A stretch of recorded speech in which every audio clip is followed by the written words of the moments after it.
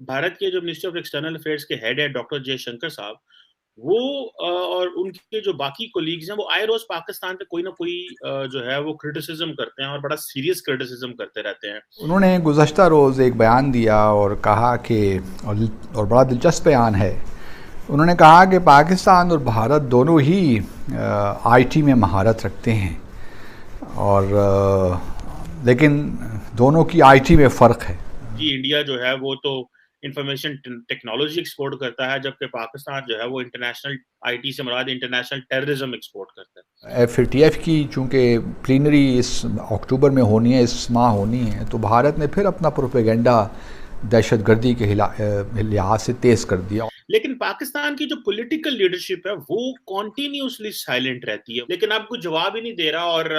وہ ان کا جو دل کرتا ہے وہ امریکہ میں ادھر ادھر جا کے بیانات دیتے رہتے ہیں۔ F-16 کے بارے میں انہوں نے بیان دیے کہ انڈیا کیوں پاکستان کو دیا گیا، امریکہ اور پاکستان کی جو دوستی ہے اس میں کسی کو فائدہ نہیں ہو، but nobody speaking from Pakistan. آپ اس کو کیا سے دیکھتے ہیں؟ کیا کوئی لیڈرشپ کرائسس ہے یا اس کو آپ کی کیا انڈرسٹینڈنگ ہے سر؟ یہ ہے کہ انڈیا از اے کنٹری، ایک ویری ویل اسٹیبلش قسم کی کنٹری ہے، وہ آفیشلی ایک کام کرتی ہے تو اس کی ذمہ داری آپ RSS پہ نہیں ڈال سکتے۔ اس لیے میں یہ آپ کو بتاؤں کہ گزشتہ کئی سالوں سے پاکستان کی جو لیڈرشپ ہے، جس کو آپ پولیٹیکل لیڈرشپ کہتے ہیں، وہ میوٹڈ ہے اور اسے میوٹ کیا گیا ہے۔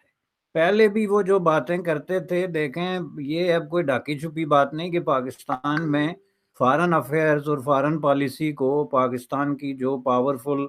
اسٹیبلشمنٹ ہے وہ چلاتی رہی ہے۔ شاید ہمیں تھوڑا سا کچھ سبق سیکھنا چاہیے بھارت سے، اور کچھ لرن کرنا چاہیے اس معاملے میں،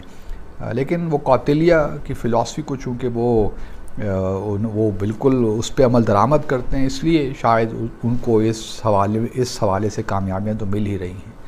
تو آپ کیا سمجھتے ہیں سر، وہ جو طاقتور حلقے ہیں یا طاقتور اسٹیبلشمنٹ ہے، وہ تو they want talk with India, وہ تو انڈیا کے ساتھ نارملائزیشن چاہتے ہیں، تو پھر انڈیا کیا چاہتا ہے کہ ہم پاکستان کو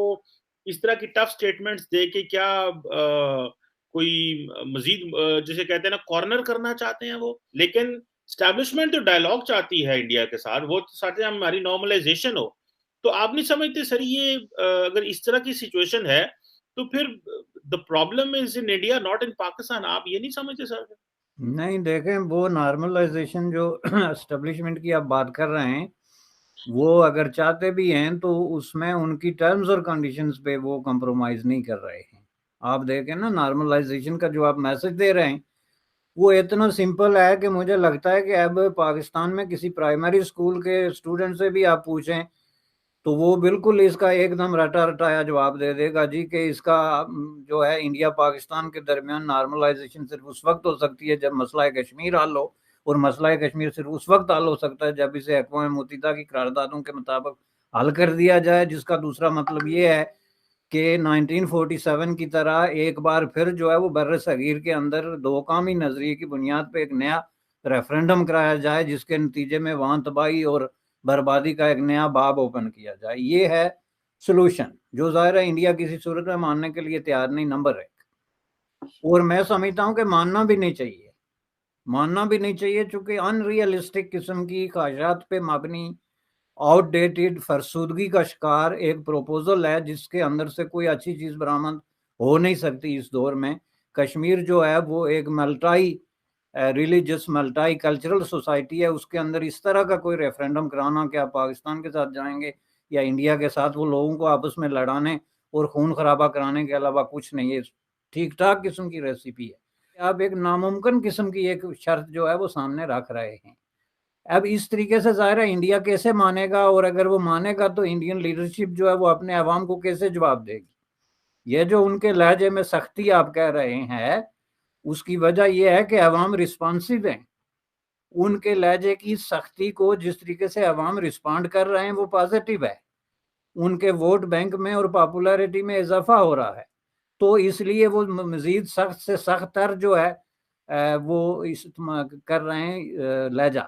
رہا سوال پاکستان کا، تو پاکستان کس بنیاد پہ اس چیز پہ انسسٹ کرے جب پاکستان اس وقت ایک ایسی سچویشن میں ہے انفارچونیٹلی کہ جو کہ میں سمجھتا ہوں کہ پاکستان کی ہسٹری کی بدترین سچویشن میں سے ایک ہے۔ میں آپ کو بتا دوں، لوگ کہتے ہیں 71 میں آپ مجھے یہ بتائیں کہ 71 میں ڈالر کتنا گرا تھا